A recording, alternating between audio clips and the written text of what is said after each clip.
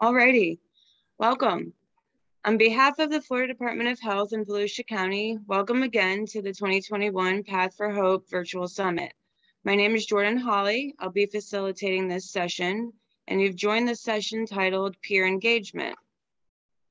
All participants will be muted during the session. There will be a question and answer time at the end of the session for you to pose any questions you may have. Just raise your hand using the reactions button at the bottom of your screen, and we will call on you and allow you to unmute yourself. You're also able to submit any questions during the presentation in the chat box, and we'll pose them to the presenters at the end of the session, if time allows. If you have requested any CEUs for this session, please indicate your presence by responding to the pop-up poll in the middle of the session. Thank you to the Path for Hope Summit Planning Committee partners, Advent Health, Community Coalition Alliance, One Voice for Volusia, SMA Healthcare, and Volusia Recovery Alliance. It is my pleasure to introduce your presenter for this session, Victoria Camper. Thank you, Jordan. Hi, my name is Victoria Camper. I'm a parent partner with the Healthy Start Coalition of Flagler and Volusia counties.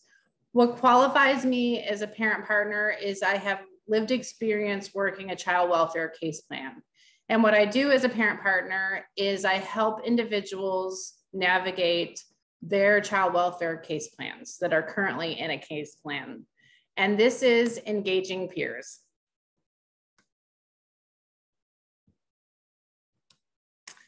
Beyond the field of right doing and the field of wrongdoing is a field. I'll meet you there. Rooming. So today's focus is on the value of listening, communicating hope, developing rapport, open-ended questions, and motivational interviewing. So we must create an environment in which people can empower themselves.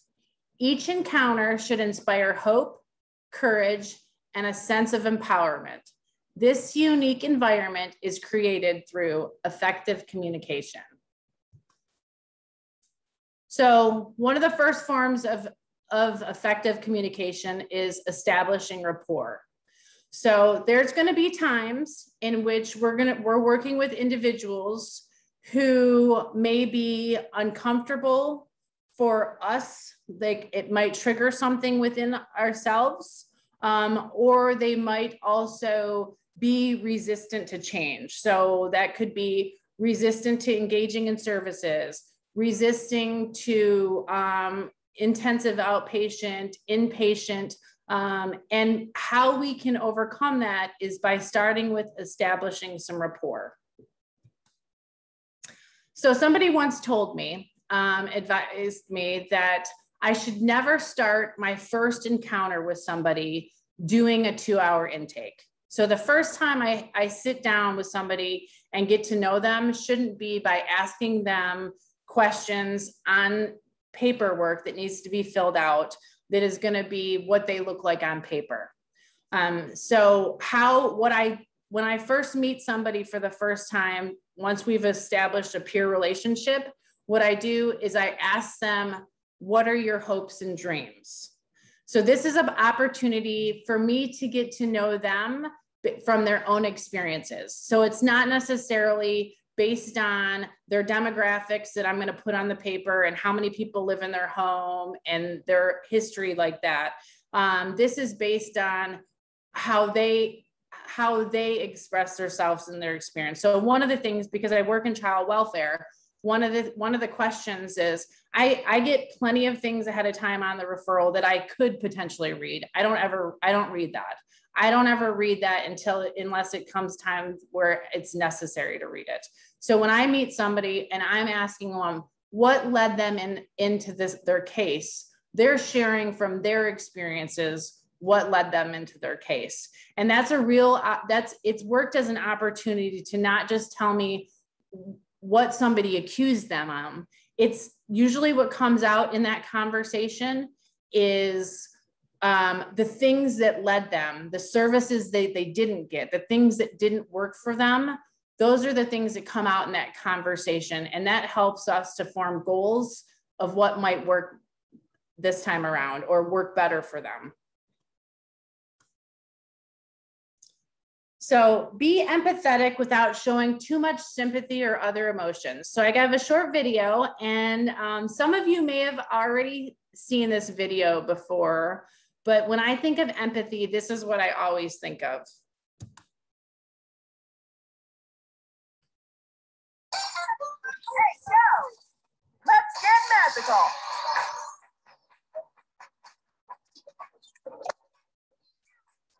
Go friends. Fun notes on friendship. Victoria, we can't see the video. Separately. Oh, wait, you can't. Okay. If you stop sharing your screen. Got it. I got it. Yep. There we go. There we go.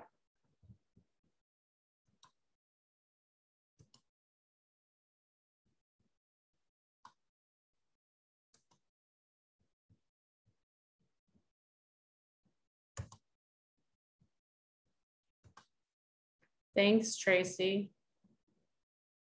You're welcome. We can see it now.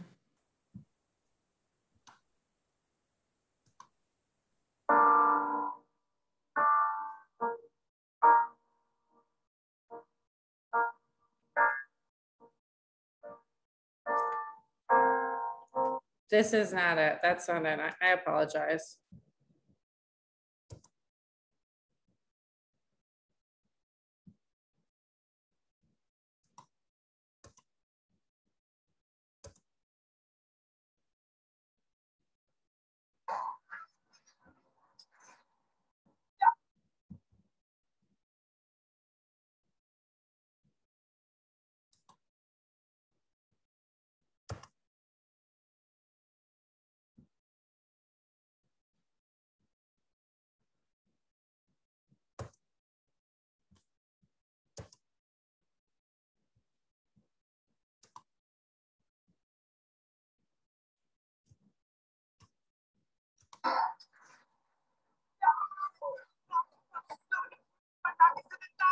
I go to the moon.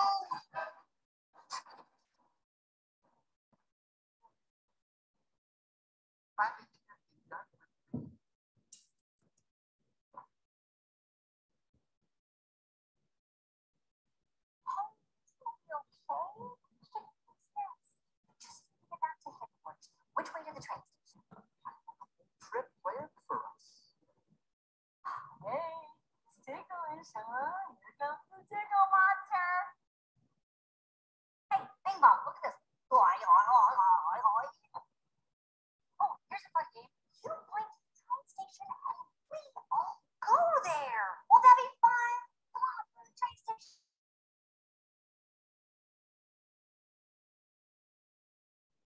Something that you loved. It's gone. Sadness. Don't make him feel worse. It's all I've left for Riley. Oh, they were wonderful. Once we flew back in time, we had breakfast twice that day. Sounds amazing. That Riley liked it. Oh, we were best friends.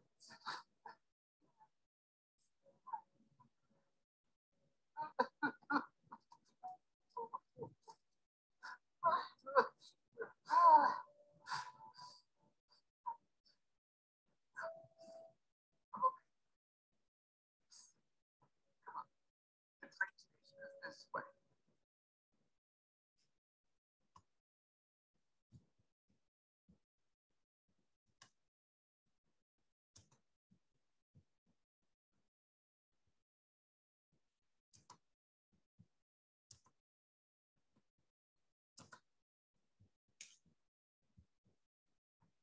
So I'm afraid that you guys couldn't hear it, but I didn't want to stop in the middle of the video to change my volume. Tracy, did you hear it? I heard a little bit of it. All right, well, before I continue, I'm gonna turn my volume up because so the next video I don't have that problem.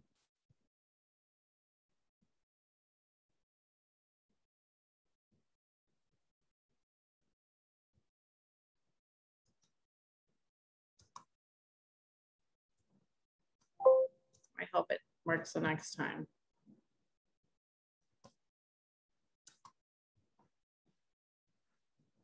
So if you guys haven't seen In and Out, that is a perfect example of showing empathy, is actually sitting down next to somebody and helping them to go through what they're going through, as opposed to sometimes what we do is we just throw solutions at them instead of like that Rumi quote, walking the path with them.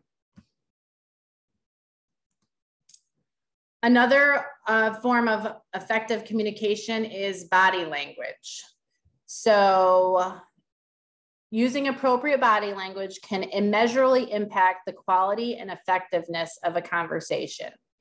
It may be important to interpret the other person's body language, but your body language toward the individual you're serving is the most important. So this picture I picked out, I tried to find a picture of my own daughter because she makes this exact face. Victoria, Yeah. your screen share isn't up, so none of us see this awesome picture. Oh, darn it. Well, you will.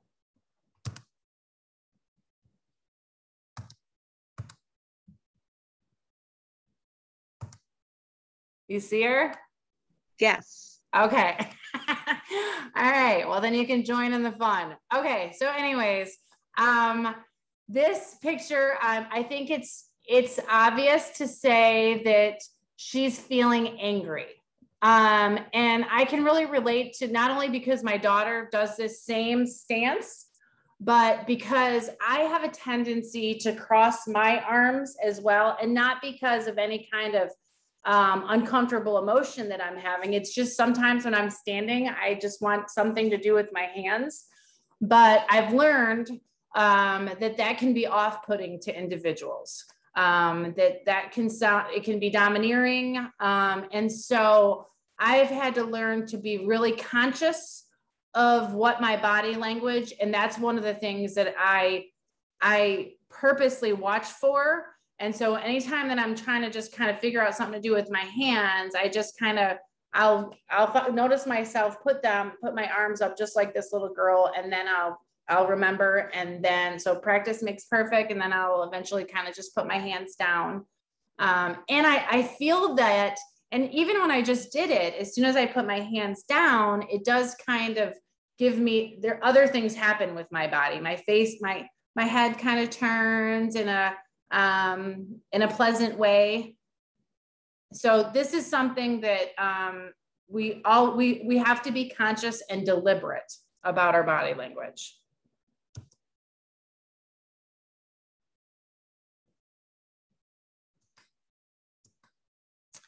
Some general principles of body language. We can adjust our body language to help become more effective communicators.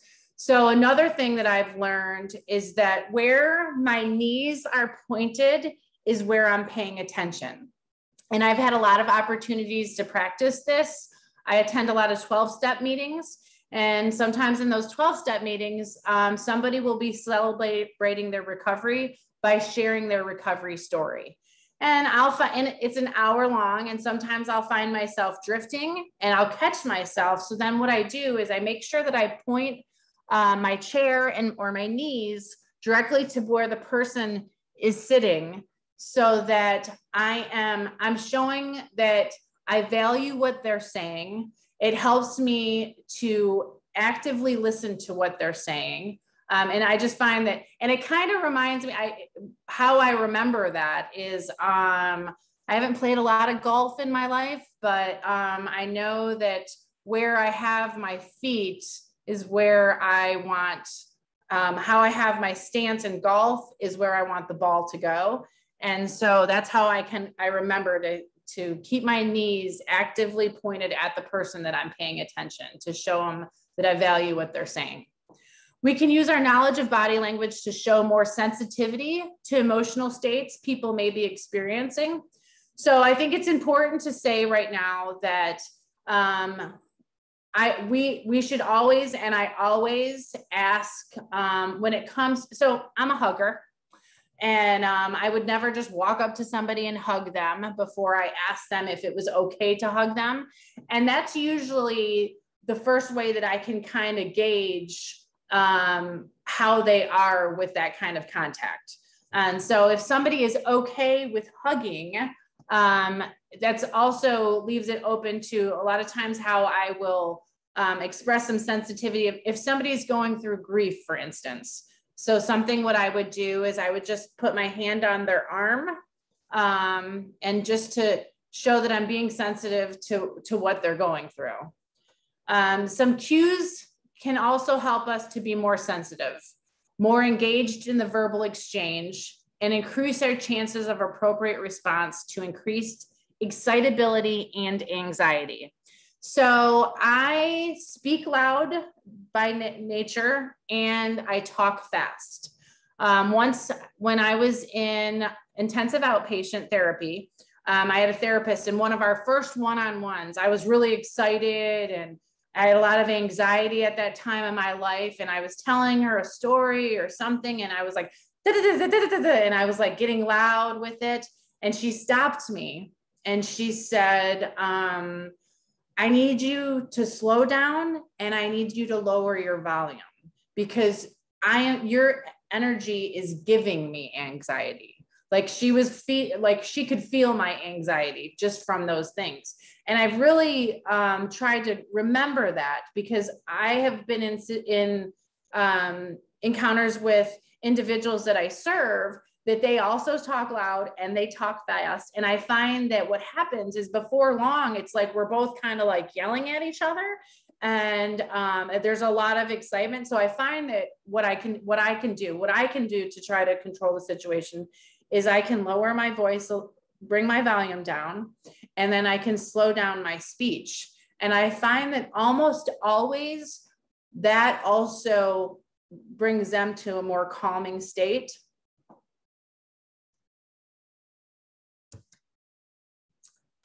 So you can apply much of the same guidance to video calls. I thought it was really important to include this because now most of us are doing telehealth services. So in order to use the things that we talked about, you'll just need a little bit more space and you have less body to work with. And so the first thing is your camera. So you want to get your camera set up right. I purposely turned off my viewing so I can't see myself. So I hope that you guys are seeing an appropriate level of me.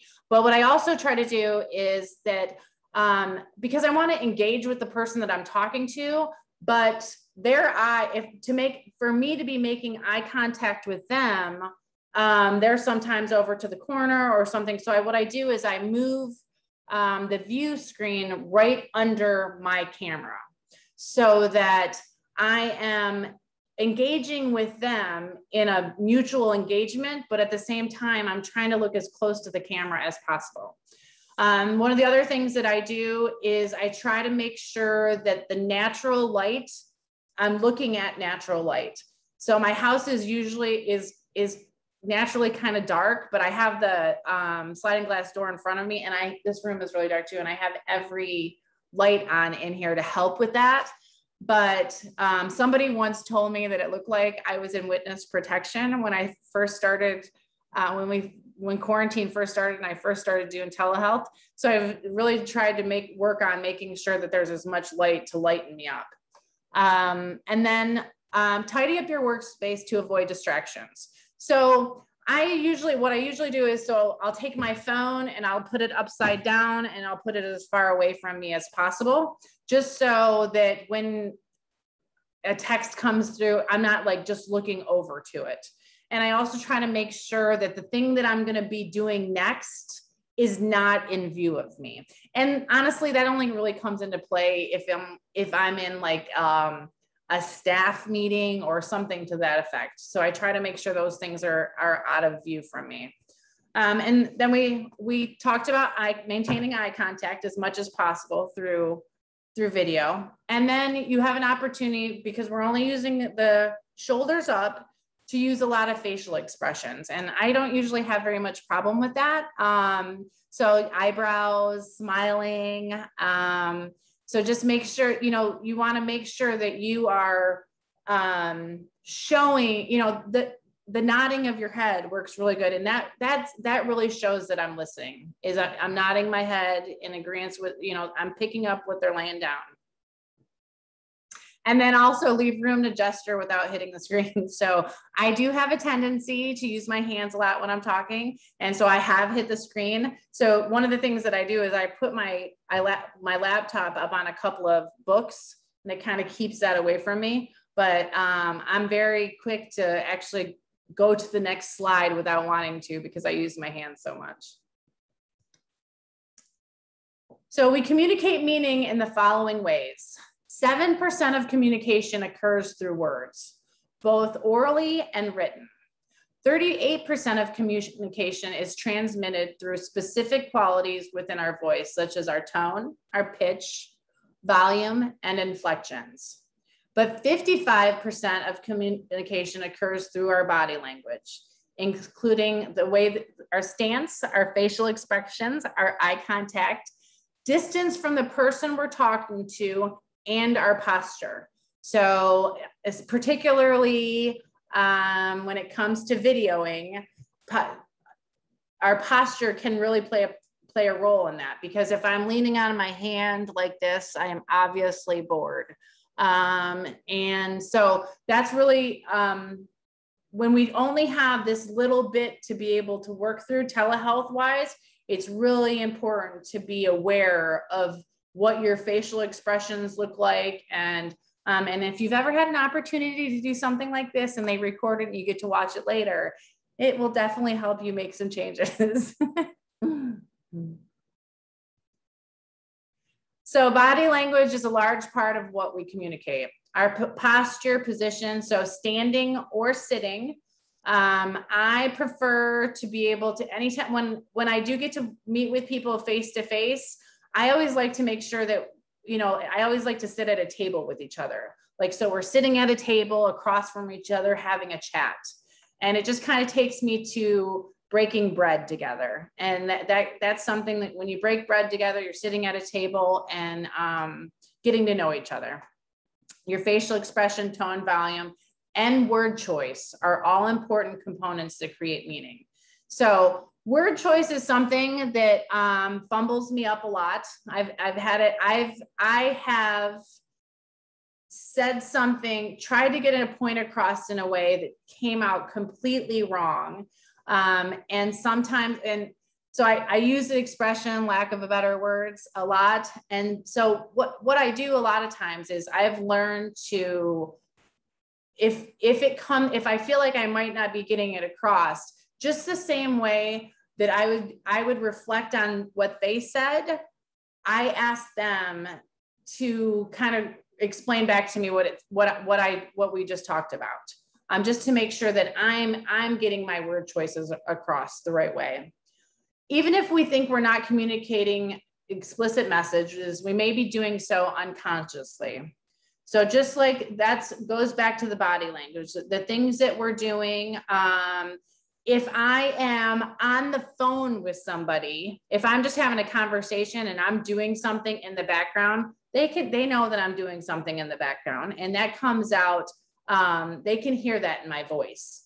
So it's not just, you know, eye contact. It's also the conversations that I'm having over the phone. And I'm having more of those phone conversations now in the last 18 months than I ever did. And we're responsible for the message we send other people through both verbal and nonverbal communication. So the value of silence equals silence is golden. I'm sure everybody has heard the term silence is golden. Knowing when silence is appropriate and when it's not appropriate is an important skill to learn in effective peer engagement. Knowing when to provide verbal input and when silence is more desirable involves both intuition and practice. So from my own experience with this, I am naturally or previously to this job, I would say that I was somebody that was uncomfortable with awkward silences. And so when I first started practicing, the value of silence or pauses, really. That's really what I started pausing. I find when I'm trying to overcome something, I fake it till I make it. And so when I am engaging with peers and I ask them a question or ask them about, to share their hopes and dreams with me, I pause and I'll just count in my head 5 seconds. And then if they haven't shared, then maybe ask them some motivating questions to kind of get some more information out of them. But it's something that has been challenging for me in the past. So I wouldn't say it was intuition. I really had to practice it until it became a habit to do that. And I also find that doing that gives them an opportunity to find their words. Just sometimes, especially when you first meet somebody, you're trying to get the lay of the land. So sometimes somebody needs some time to express themselves, particularly if it might be some things that are hard to talk about. Maintaining appropriate silence lets peers know that their input is valuable to their recovery. So it's really important when I am asking individuals open-ended questions about their path of recovery. So I asked individuals, what does your recovery look like? So my recovery might look different from somebody else's recovery. My recovery is not the end all be all. And so what I do is I ask them questions to tell me what they want their recovery to look like. And then I help them and motivate them to follow that path that they're creating for themselves. And so some of the ways that I've done that is, so I attend 12-step meetings. If somebody wants to go to a 12-step meeting, I go to a 12-step meeting with them. If their recovery looks like church, if that's what their journey, they want their journey to look like. I have had individuals that I've worked with where they hadn't been to church in a while and they wanted to go to church. And so that's what we did, is we went to a few churches to find out which one fit them, and they had a toddler. So it worked out good that I was there, because I was able to help chase the toddler around so they could get an idea if this is what they wanted for their recovery. Patiently listening while remaining silent helps us to gain important insight into somebody's hopes, dreams, specific challenges, and barriers to recovery. So the benefits of silence. Remaining silent is a way of showing unconditional positive regard for another. So I'm pausing. What you're saying is really resonating. I am in the moment. Silence demonstrates genuine interest. So if I am eye contact with you and I'm not thinking about what I'm going to say next, that shows that I'm interested in what you have to say. And it allows others to speak. Another form of effective communication is first-person language.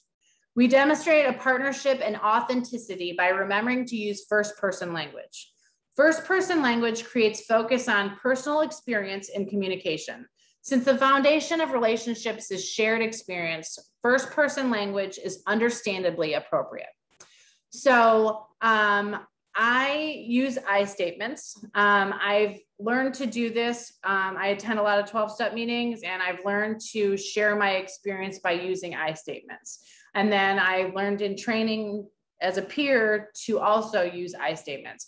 And how I can relate to this most is that I find that when somebody says something, you need to do this, I am most likely not going to take that advice, because I don't ever want to be told what I need to do.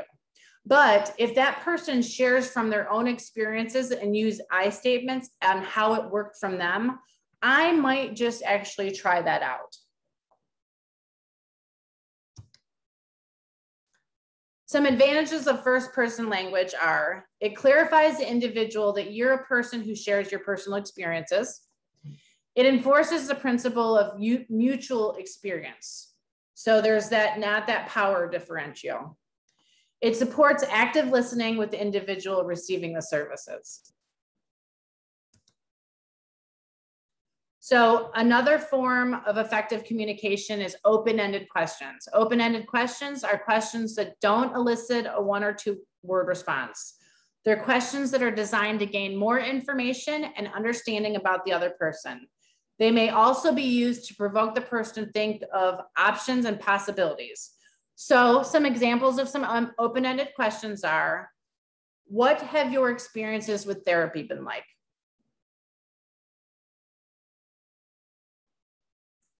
Would you mind telling me what it was like growing up in Pontiac, Michigan?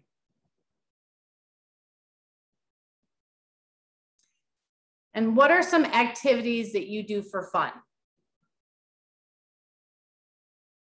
So these are all questions that can get a conversation going. That gives somebody an opportunity to talk about details of their experiences.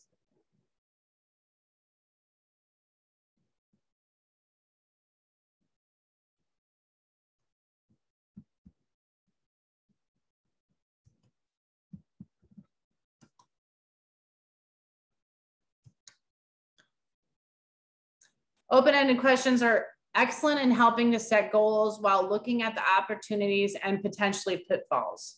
So you can use open-ended questions to help somebody solve a problem. So one of the ways is, and I use these questions all the time and in my job. If you moved into an apartment by yourself, what would be the positives? And would there be anything that would cause you to feel less safe? So this is an opportunity for somebody to kind of play the tape through and think about what things would actually look like before they actually act on them. What would be the pros and cons of getting a job?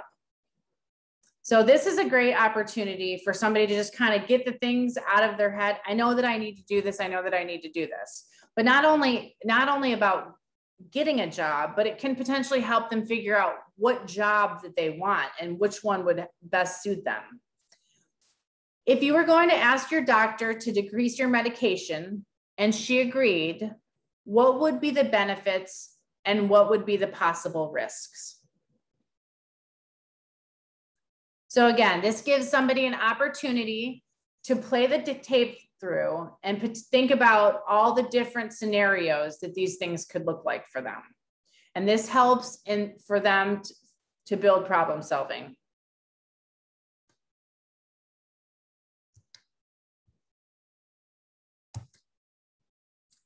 So using open-ended questions to develop personal power. So this training usually has a lot of role plays in it. There's a lot of opportunities to engage with each other, but we're not doing breakout sessions today, so I'll just talk to myself. So one of the potential conversation is the individual says, my boyfriend cheated on me for the 2nd time. And then the peer specialist says, I can understand why you seem to be angry. What do you think your options are currently?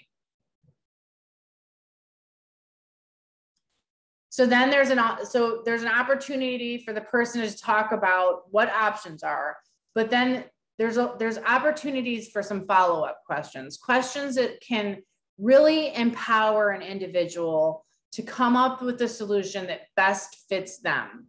So I can follow up with, well, can you identify some solutions? So I'm encouraging to come up with more than one possible solution. And then what do you think is the best option?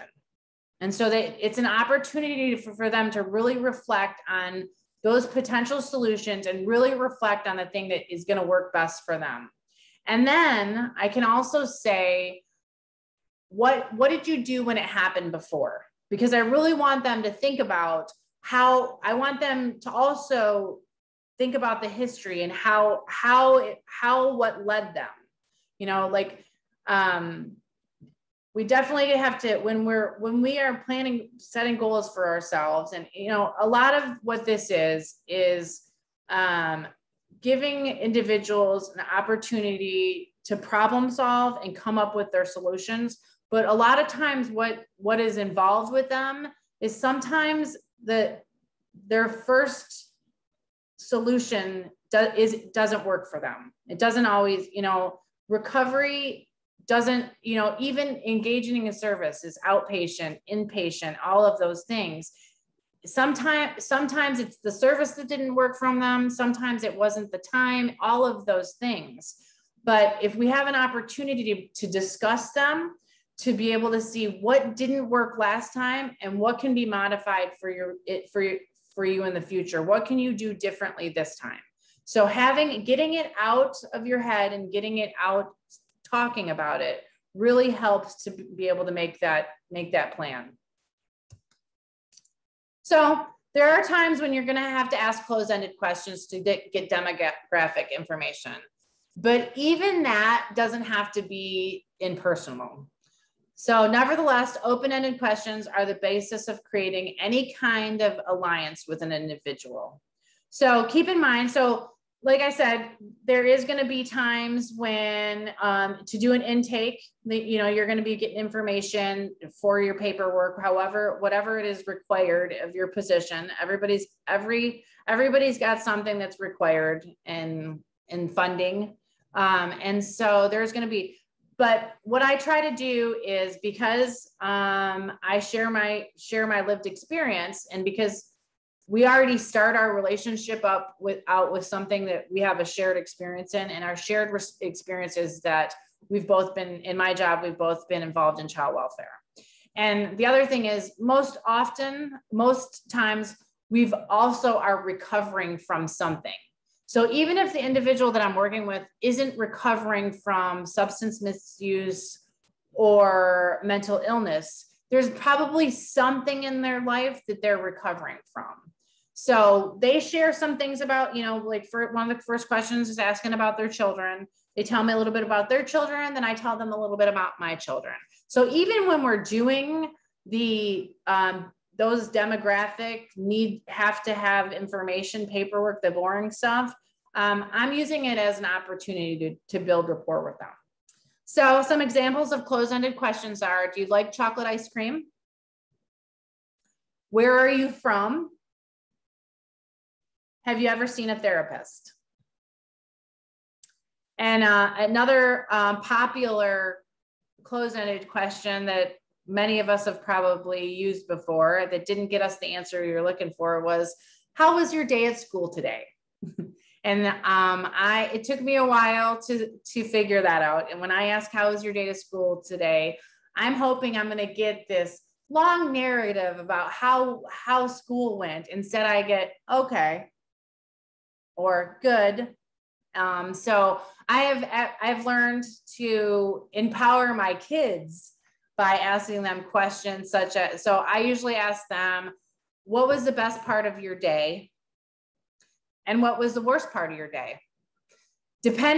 Usually one of those questions gets the long narrative and the other one gets a couple of words, but there's an opportunity there for them to share some things that actually went on in their day. And then I can have some follow-up questions. Another form of effective communication is motivational interviewing. Motivational interviewing is a way of being with a client, not just a set of techniques for doing counseling. Miller and Rolnick, 1991. So I used the word client in here because I was quoting Miller and Rolnick, and Miller and Rolnick developed motivational interviewing. So I had to do it word for word. But I will say that the word client makes me feel uncomfortable. It's clinical. It makes me think that it's not relationship building. It definitely has a power differential in it. And it does not set a common ground toward mutuality. So in the peer industry, we use the word peer. I also use individual I serve or individual receiving services. But in my job, mostly what I do, because who I'm working with are parents. I use mom of the baby or father of the baby. So it's just, I will say that in the last 5 years that I've been doing this, anytime I hear somebody say that word, it kind of makes me cringe.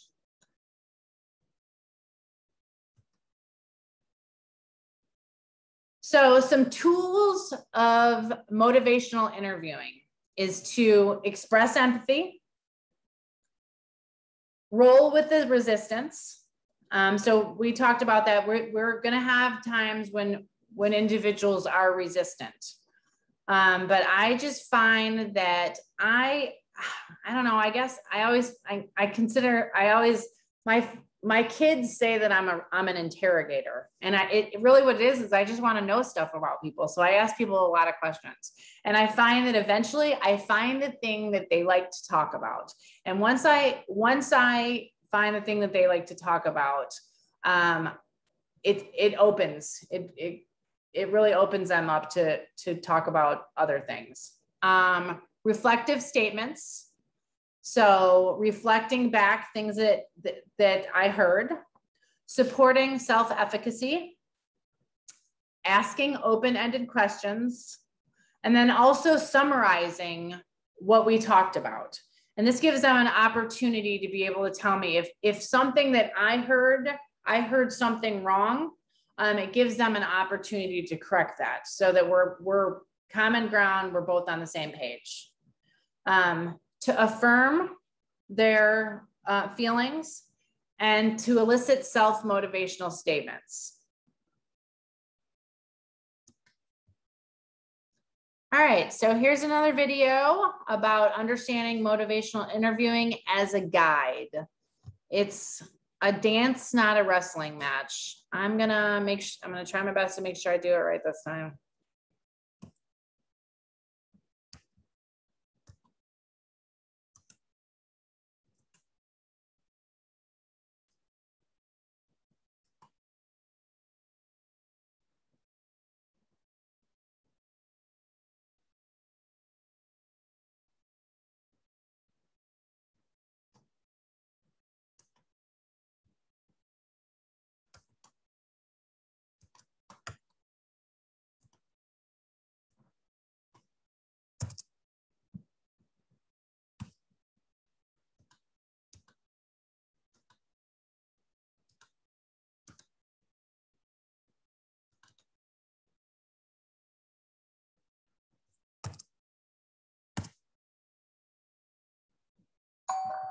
So let's say you have to read an incredibly long email from your boss that you have to finish before the big meeting starts in 10 minutes. Or you're cramming for Fundamentally,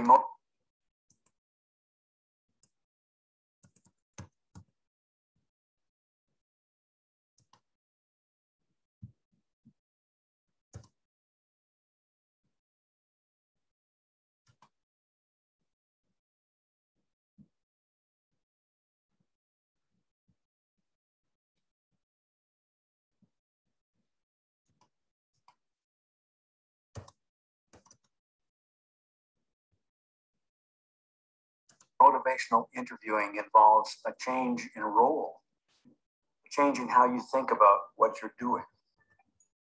You're not the expert there to fix the person. You don't have to make the person change.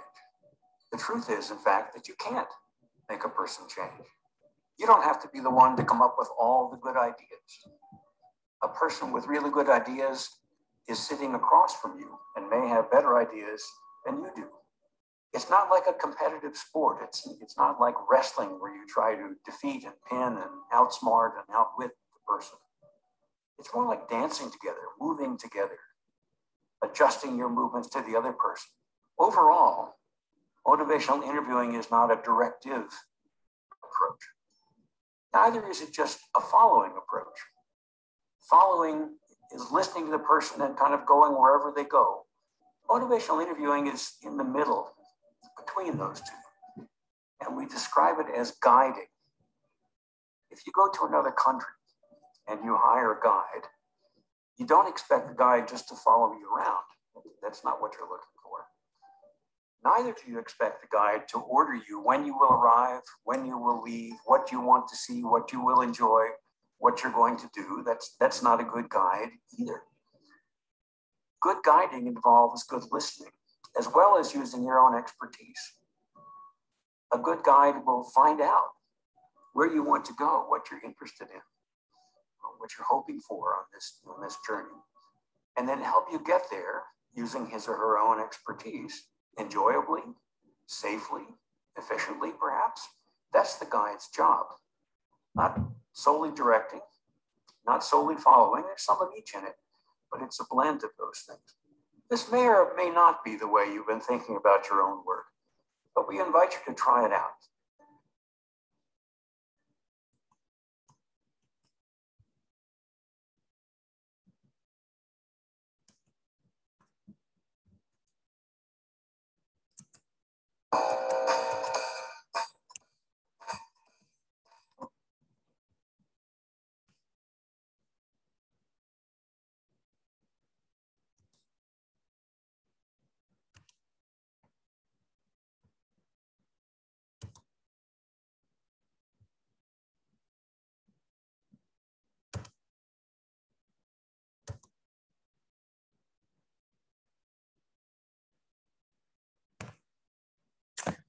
Okay, so I really like that video. I really like that, and I like that he points out it's a guide, because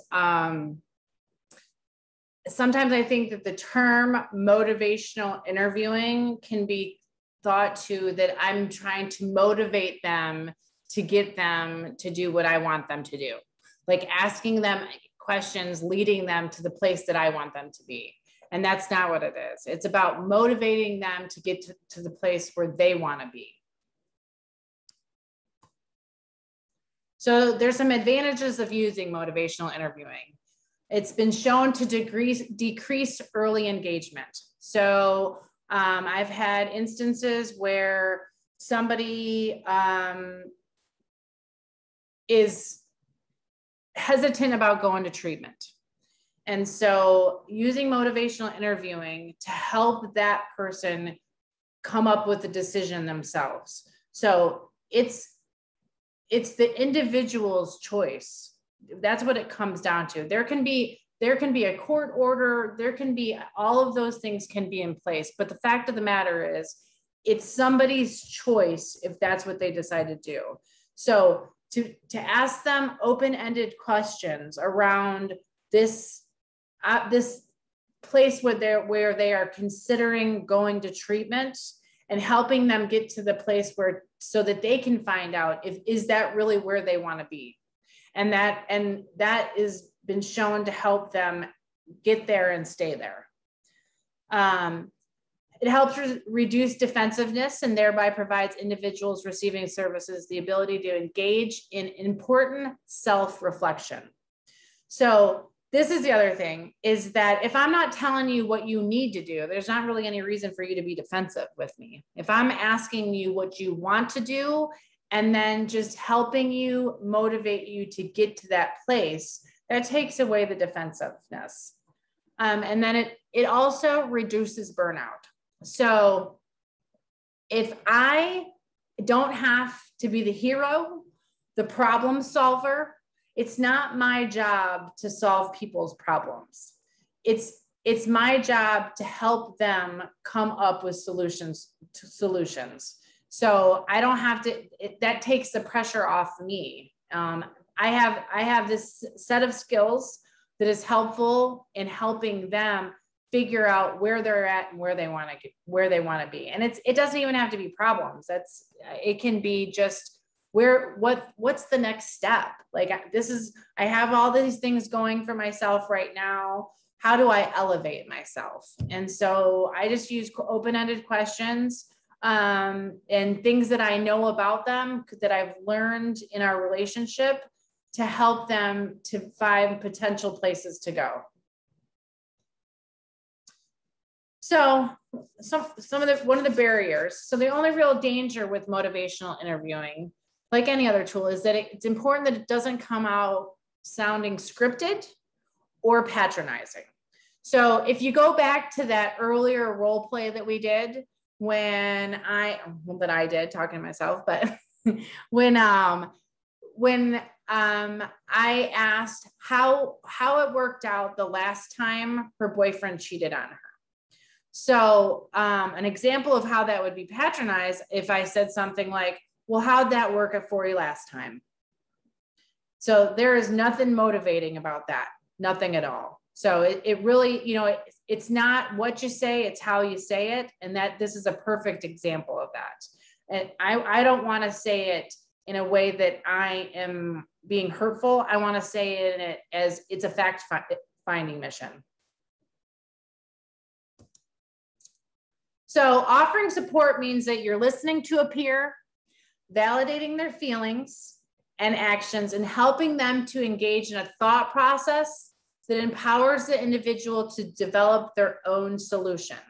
And the other way of supporting peers also is not to give them advice and not to solve their problems for them, but how I can support them is if their plan is to look for housing, I can connect them to those services. If their plan is to look for a new job, I can connect them to those services. So part of my job as a peer is that I know that what the resources are in the community, and I can support them to linking them to those services if that's the path that they've chosen for themselves.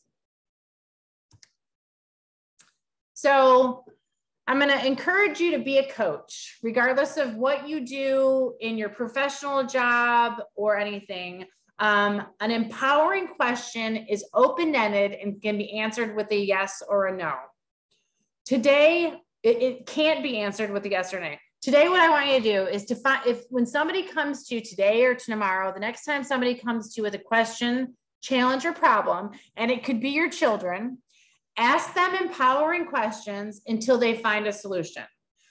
Don't try to lead them with your questions. So don't try to manipulate the situation and get them to the place where you want them to be. Trust that if they have the question, they'll also have the answer. And so probably the biggest challenge of this is if you see them going in an area that you think could be upsetting. Of course, obviously, you can follow up questions to have them think about what that's going to look like, but you have to allow people to make their own mistakes so they can learn from their mistakes. And so just to give credit to Mike Weaver. So I was trained by Mike Weaver from the Helping Others Heal peer support, and him and these other authors wrote the manual, and that's where I got my information for this facilitator training.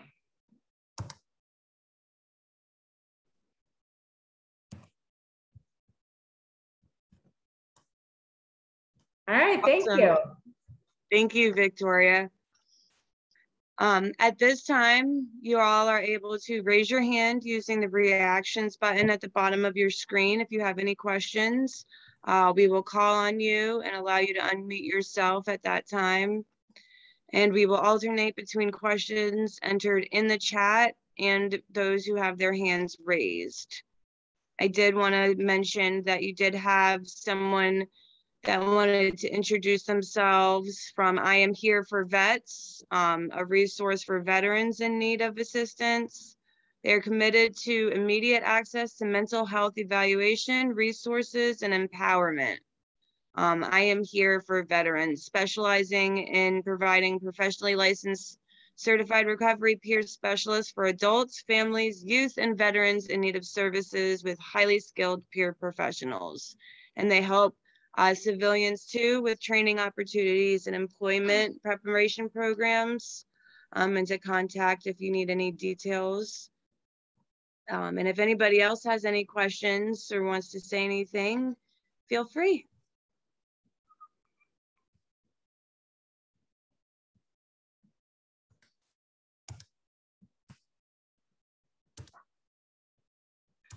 Donald, I'm copying that chat, and I will connect with you.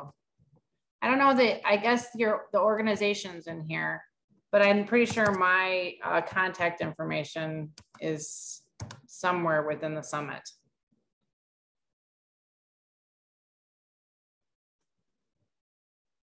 It should be in the agenda that was sent out for sure. I'm thinking so. Are there any other questions? Well, it's a good thing that I messed up those videos because I thought I was only going to have a 25 minutes. No, it was awesome. Thank you, Victoria, for sharing your expertise today. Attendees, please be sure to use the link in the chat to complete the evaluation survey for the session. I want to thank the Florida State University for managing summit evaluations. If you requested any CEUs, you must complete the survey to receive the CEUs. Thank you all for attending the session, and we hope you'll be attending the summit tomorrow.